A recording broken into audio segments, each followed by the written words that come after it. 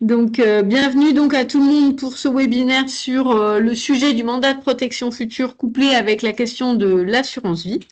Avec voilà, cette question est de savoir comment gérer les contrats d'assurance vie quand survient une incapacité.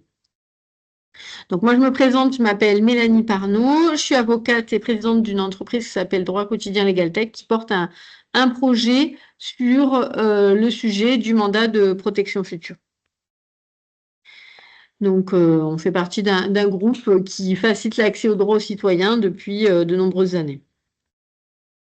Donc, ce webinaire, comme je vous l'ai dit, va concerner la question de comment ça se passe en matière d'assurance vie quand on a mis en place un mandat de protection future. Mais pour bien planter le décor, l'idée, c'est de comprendre voilà, quelle est la place de l'assurance vie en matière de placement et ainsi que qu'est-ce qui se passe pour gérer un contrat d'assurance vie ou des contrats d'assurance vie si on n'a pas anticipé et que survient malheureusement une perte de capacité. Et enfin, on ira vraiment sur le cœur du sujet, à savoir, eh bien, si j'ai fait un mandat de protection future, qu'est-ce que ça permet pour la gestion des assurances vie. Alors, ceci étant précisé, la question numéro 1, évidemment, c'est bien de se poser la question, pourquoi on s'intéresse tant à ce contrat d'assurance vie? Alors, j'imagine que beaucoup parmi les personnes qui sont là le savent parfaitement, mais c'est intéressant quand même de rappeler que c'est quand même le placement préféré en France, l'assurance vie.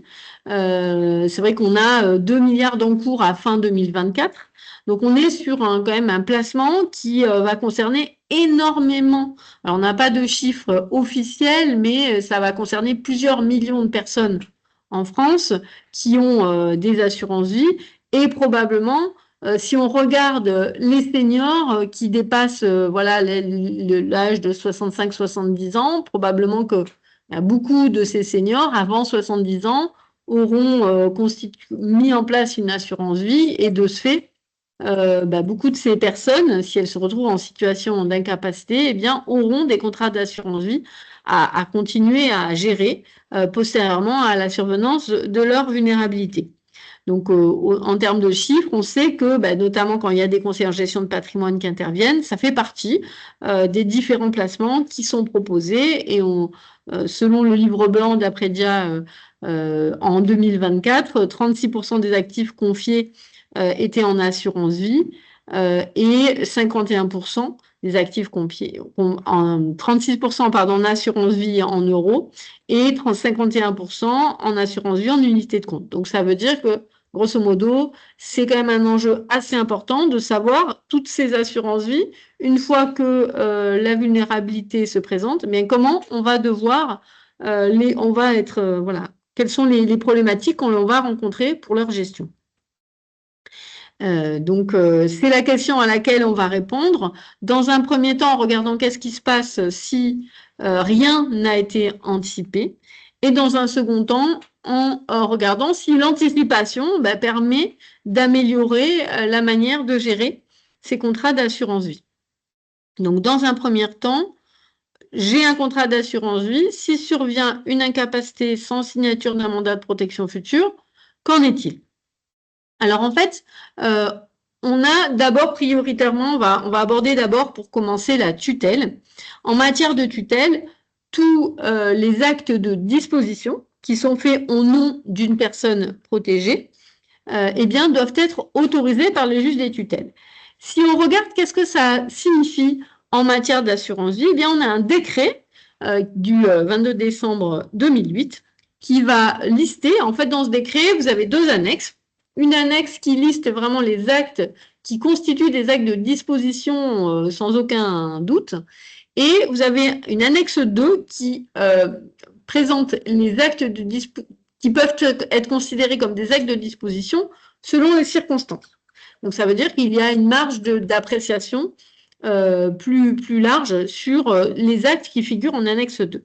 Quand on regarde dans ce décret de 2008 concernant les assurances vie, qui figure dans la partie, dans le paragraphe sur les actes divers, eh bien, on constate que la souscription ou le rachat de l'assurance vie constitue nécessairement un acte de disposition.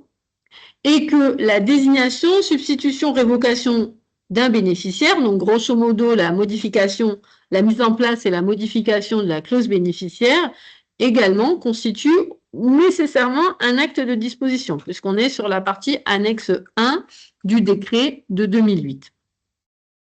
En revanche, sur les versements de nouvelles primes, grosso modo, si je souhaite reverser des sommes sur un ou plusieurs contrats d'assurance vie, là, on est sur un acte de disposition, mais selon les circonstances, qui peut être considéré comme un acte d'administration. Donc, effectivement, donc, ce qu'on voit, c'est que quasiment tous les actes de gestion de l'assurance vie relèvent effectivement de la mission du tuteur, mais que le tuteur va être obligatoirement, va devoir obligatoirement solliciter l'autorisation du juge des tutelles. Ce qui pose quand même une difficulté, c'est que en termes de délai, quand on saisit le juge des tutelles, on a parfois des délais qui sont assez importants. Alors moi, en tant qu'avocate qui intervient devant le juge des tutelles, je peux en témoigner, on a souvent des délais qui sont de 3 à 6 mois, voire plus parfois, pour avoir des autorisations du juge des tutelles. Alors ça va dépendre évidemment des juridictions, on ne peut pas faire une généralité, mais malheureusement avec l'augmentation du nombre de mesures de protection ces dernières années, il est clair que on a une augmentation des délais pour obtenir les autorisations. D'où, voilà, ça veut dire qu'on a quand même une situation qui va parfois paralyser un petit peu, voilà, pour la mise en place, pour la réalisation des actes de gestion concernant l'assurance vie. En matière d'habilitation familiale, on sait que ces dernières années, voilà, l'habilitation familiale s'est extrêmement développée, il y en a de plus en plus. Donc la question, c'est est-ce que c'est plus simple de gérer une assurance vie en présence d'une habilitation familiale? Alors, on y reviendra de manière plus détaillée dans un second temps, mais déjà dans un premier temps, rappelons les textes.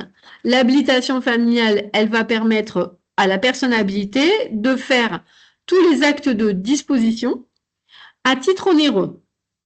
Ce qui signifie qu'en revanche, tous les actes de disposition à titre gratuit nécessitent l'autorisation du juge des tutelles. Le souci que l'on a, et c'est un souci qu'on retrouve en matière de mandat de protection future, c'est qu'autant on a un décret pour définir les différences entre acte d'administration et acte de disposition, autorisation du juge des tutelles concernant la tutelle, autant on n'a pas de décret qui nous permet de déterminer ce qui relève des actes de disposition à titre onéreux et ce qui relève des dispositions, des actes de disposition à titre gratuit. Donc ça veut dire qu'on a quand même, on peut avoir un doute sur la qualification de l'acte en question. Mais on va y revenir de manière détaillée concernant le mandat de protection future parce qu'on a des dispositions qui sont comparables.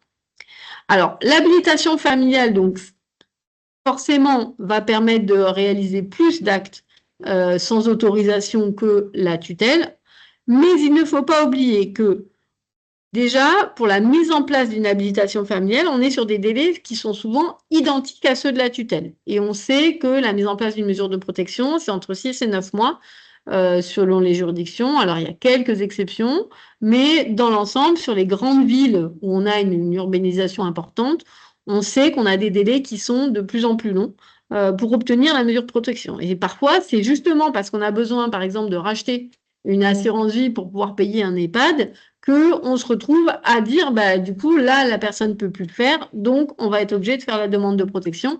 Et on se retrouve quand même pendant pas mal de mois à être en attente désespérée de la mesure pour pouvoir débloquer l'acte en lui-même. Et donc, c'est vrai que là-dessus, l'habilitation familiale, elle présente le même inconvénient que la tutelle. Par ailleurs, il reste une incertitude. On n'est pas certain qu'au moment où on va faire la demande de protection, mais que ce sera bien une habilitation familiale. Et notamment, si la personne concernée dispose d'un patrimoine significatif, le juge souvent sera opposé à la mise en place de l'habilitation familiale parce qu'il estimera que faute de contrôle, si le patrimoine est important, il est préférable qu'il y ait une tutelle qui sera plus adaptée au suivi de cette situation. Donc, ça signifie que rien n'est garanti. C'est pas parce que, même sur une configuration familiale harmonieuse, c'est au juge. On laisse le pouvoir au juge de décider si on va sur une tutelle ou une habilitation familiale. Et donc, ça veut dire que la manière dont on va gérer les contrats d'assurance vie vont dépendre de finalement cette décision du juge de basculer sur l'une ou l'autre des situations, sachant que l'habilitation familiale est ouverte à ce jour que sur la famille très proche, ascendants, descendants, frères et sœurs et conjoints. Voilà. Donc, voilà pour la partie habilitation familiale. Maintenant, rentrons vraiment dans le sujet qui nous concerne plus spécifiquement, de savoir en matière d'assurance vie, quel va être l'apport du mandat de protection future. Donc, on a, comme je vous le disais, des dispositions qui sont comparables en termes de gestion à celles de l'habilitation familiale, puisque le mandataire de protection future va pouvoir faire tous les actes de disposition à titre onéreux.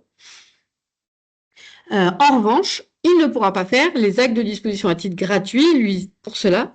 Enfin, il pourra les faire, mais avec l'autorisation du juge des tutelles. Et encore une fois, comme je vous le disais pour l'habilitation familiale, malheureusement, pas de décret pour savoir précisément qu'est-ce qu'un acte de disposition à titre onéreux et qu'est-ce qu'un acte de disposition à titre gratuit. On n'a pas d'exemple qui permet de nous guider.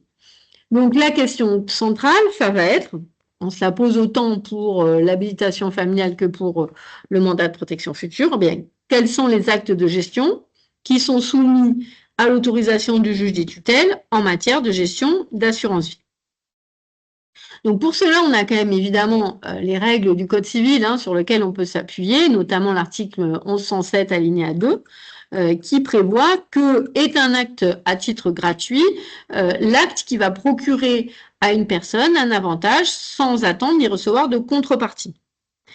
Et donc, à partir de cette définition, on va pouvoir reprendre le décret 2008 qui ne nous dit pas. Ce que nous dit le décret 2008, c'est qu'est-ce qui en assurance vie constitue un acte de disposition.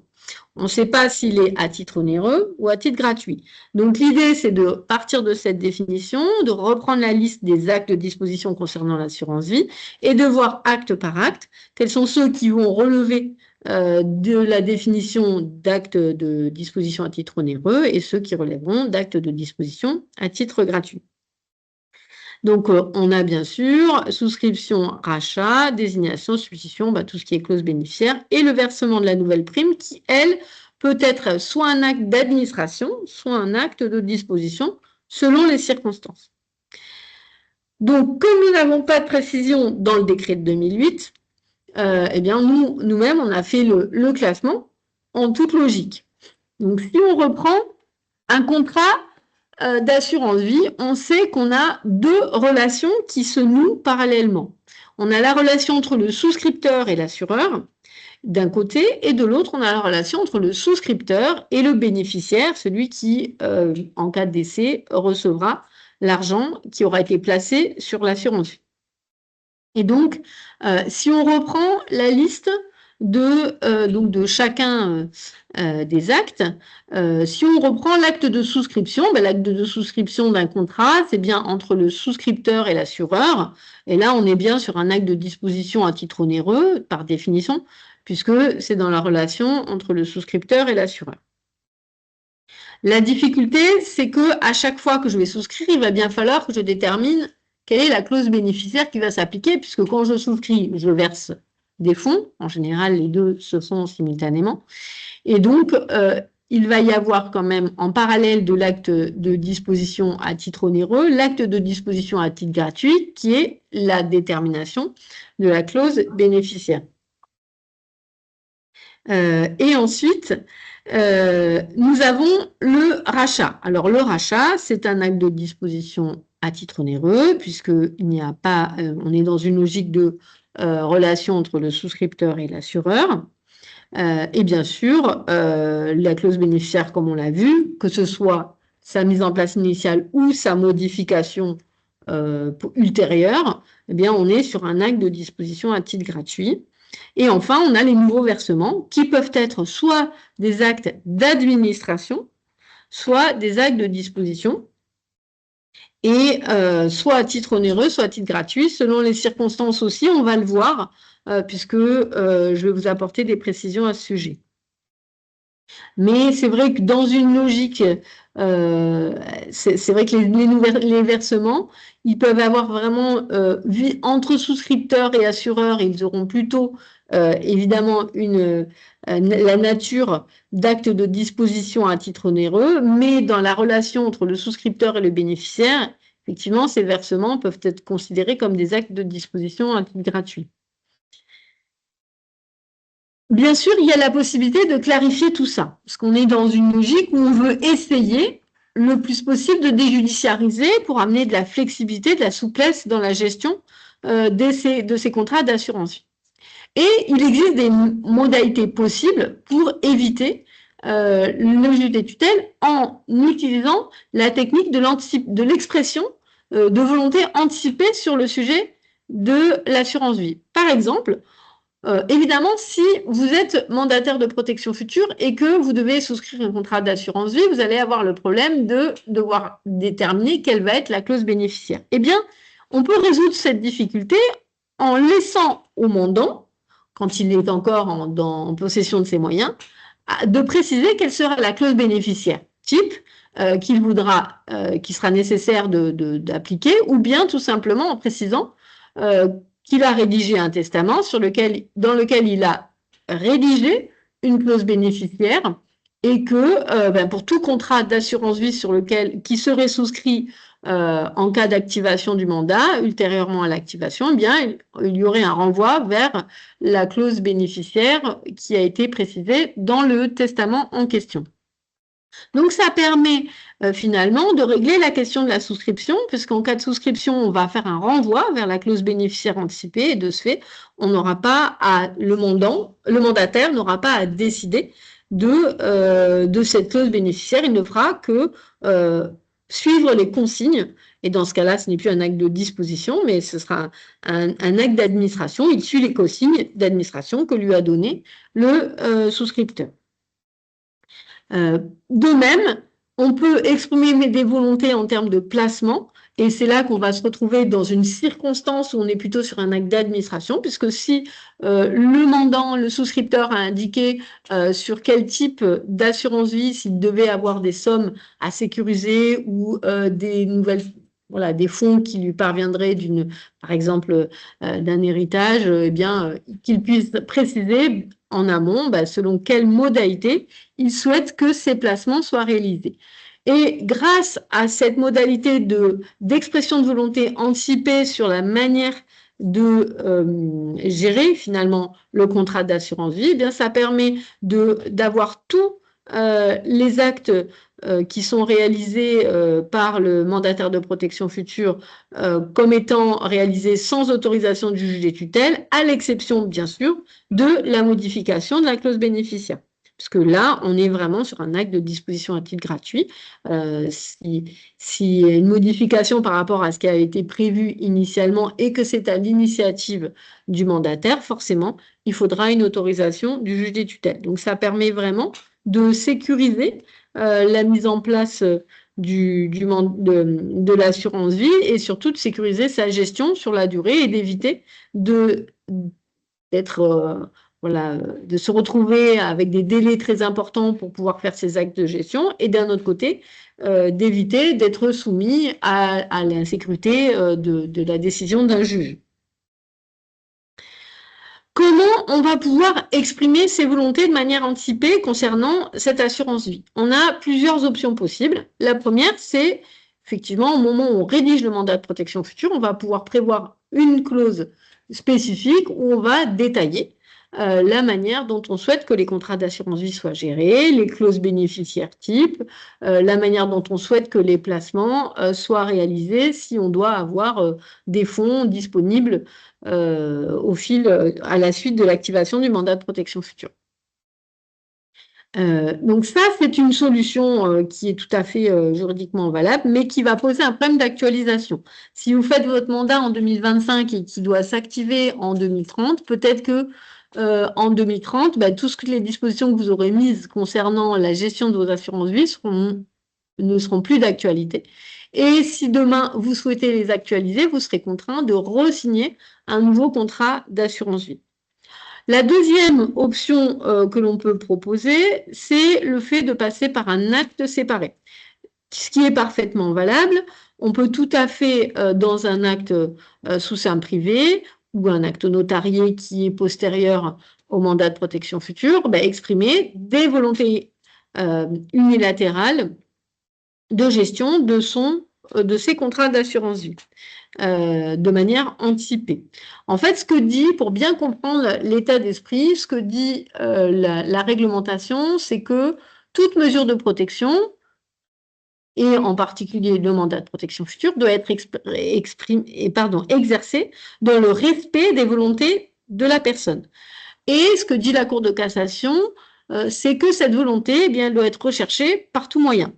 Et donc, bien évidemment, on peut se préconstituer la preuve de cette volonté dans le cadre d'un acte notarié ou sous seing privé, par exemple. Donc, c'est évidemment le moyen de preuve qui va être le plus fort pour le mandataire. C'est le plus rassurant. L'avantage de cet acte séparé, c'est que, évidemment, il va pouvoir être re-signé à plusieurs reprises, mais se posera toujours la question du suivi, c'est-à-dire, quand le mandataire va être désigné, il ne sera peut-être pas sûr d'avoir le dernier acte d'expression unilatérale d'expression de volonté du mandant. Et donc, ça pose une question de suivi. Ai-je bien la bonne version? Et c'est d'où l'intérêt du principe du coffre-fort de volonté qui va permettre d'avoir des actes unilatéraux d'expression de volonté qui vont être déclarés dans le coffre-fort de volonté, ce qui va permettre à la fois une actualisation, mais aussi un suivi, puisque ce coffre-fort de volonté, une fois le mandat de protection future activé, on ouvre l'accès au mandataire qui a bien l'historique des volontés exprimées, avec tous les actes unilatéraux d'expression de volonté qui figurent dans le coffre, avec donc une sécurité de ce point de vue-là. Pour maintenant refaire un petit récapitulatif de tout ce qui a été indiqué. Donc, en matière de démarches concernant l'assurance vie, si vous êtes en tutelle, tous les actes seront considérés, sauf les nouveaux versements dans certaines circonstances, seront considérés comme des actes de disposition soumis à autorisation du juge des tutelles. Et honnêtement, même pour les nouveaux versements, la pratique, notamment des mandataires judiciaires professionnels, c'est que par précaution, ils préfèrent demander au juge des tutelles, même si on sait que dans certaines circonstances, ça peut être considéré comme des actes d'administration et non de disposition. En habilitation familiale, on va pouvoir faire les rachats, et c'est vrai que c'est pas anodin, hein, on pourra pouvoir faire les rachats sans autorisation du juge des tutelles. Pour la souscription, eh bien, on aura la problématique d'avoir la clause bénéficiaire associée au nouveau contrat d'assurance vie qu'il va bien falloir déterminer et qui nécessitera donc une autorisation du juge des tutelles. Pour les nouveaux versements, comme pour la tutelle, on est dans une situation d'incertitude, donc on aura toujours tendance à, par précaution, demander l'autorisation du juge des tutelles, et encore davantage s'il y a une situation d'opposition d'intérêt, bien sûr, sur la clause bénéficiaire concernée.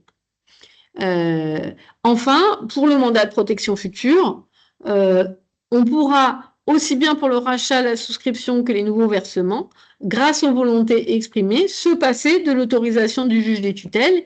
Et dans tous les cas, bien évidemment, quasi-champ de la modification de la clause bénéficiaire, il faudra impérativement demander l'autorisation du juge des tutelles. Et pour petite précision concernant le mandat de protection future, on peut aussi se trouver dans une situation d'opposition d'intérêt. Et dans ce cas-là, eh bien, si on a prévu dans le mandat de protection future un mandataire ad hoc qui, lui, n'est pas en situation d'opposition d'intérêt concernant les assurances vie, eh bien, lui, il pourra réaliser cette mission et ça permettra d'éviter d'aller voir le juge des tutelles pour demander autorisation ou désignation d'un mandataire ad hoc. Donc voilà sur toutes les présentations, les explications que je voulais vous donner sur ce webinaire. Nous sommes Droit Quotidien, nous avons mis en place un coffre-fort de volonté qui permet à la fois de générer des mandats de qualité, d'exprimer les volontés de manière sécurisée et d'aider les proches ensuite à répondre à toutes les questions en cas d'activation du mandat de protection future. Donc, si vous souhaitez avoir des précisions sur la démarche, notre accompagnement, eh bien, il vous suffit de nous contacter et de fixer une vidéo avec nous pour qu'on vous donne des explications sur notre démarche. Eh bien, je vous souhaite une excellente fin de journée.